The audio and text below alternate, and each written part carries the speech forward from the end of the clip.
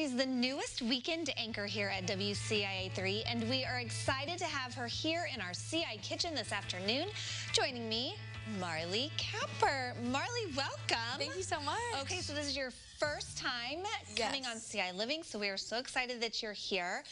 Let's get to know you a little bit before we get started on today's recipe. You're coming from Texas. Yeah, I'm originally from Los Angeles, California. Grew up at the beach, and then went to, in my opinion, the best school ever, Texas Christian University.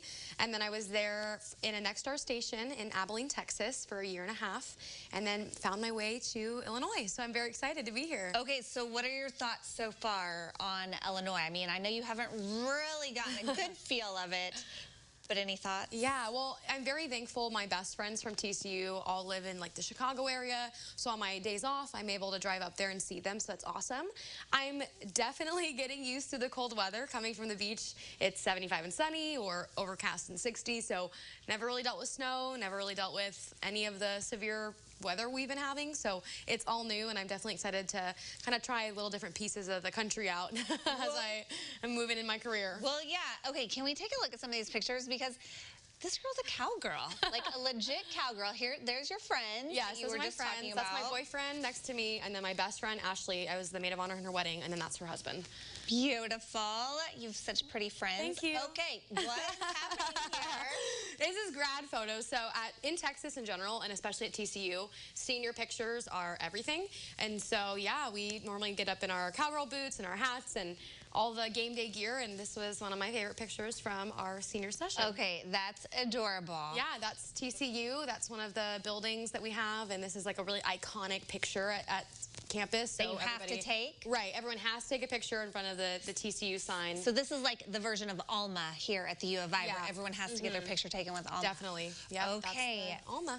Well, and these are my little cousins. So cute. We grew up together baking and cooking and stuff with my family. My aunt and my mom have always been a really big influence on my life, and they're amazing cooks. And so this is my aunt's daughters, and I basically grew up with them, and they're a little younger than me, but it's always been fun growing up, raising them. And obviously we can see we have some cupcakes there, so yes. I love to cook. Okay, we're not making cupcakes today. No. What are we making? So a lot of people don't know this, but I actually have a kind of reoccurring chronic stomach illness. So I'm allergic to a lot of things. So from eggs to wheat to sesame, peanuts, just a lot of different things really hurt my stomach.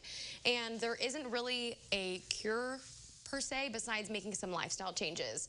And so at first it was really hard for me because I had to kind of eliminate a lot of foods that I really loved. But I kind of have found ways around it. And so today we're gonna make some hummus. Okay. So I don't know if you knew this, but in hummus there is an ingredient called tahini. And tahini, it's made out of sesame.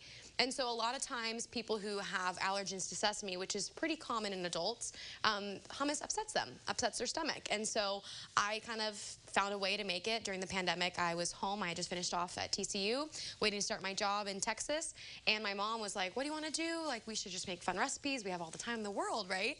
And so she just went to the store and bought a million, what it felt like, chickpea cans.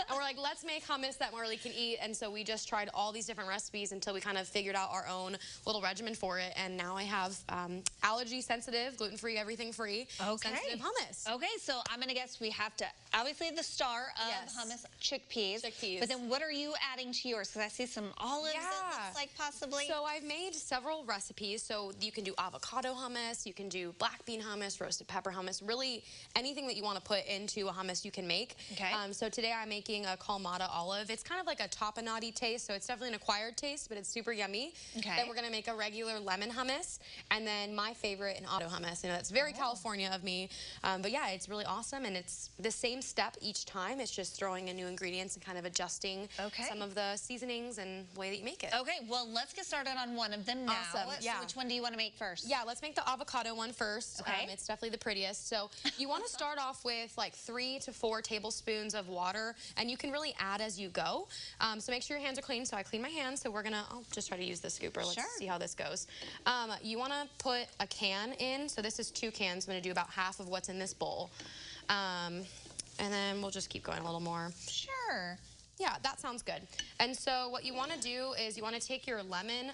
I love lemon, so like when I have guac, I want like really like citrusy guac. So similar for that, it's really the good thing about hummus, it's like to your own taste. So if you don't really like lemons, or you maybe want to put more garlic in than somebody else, you can definitely kind of do what you want.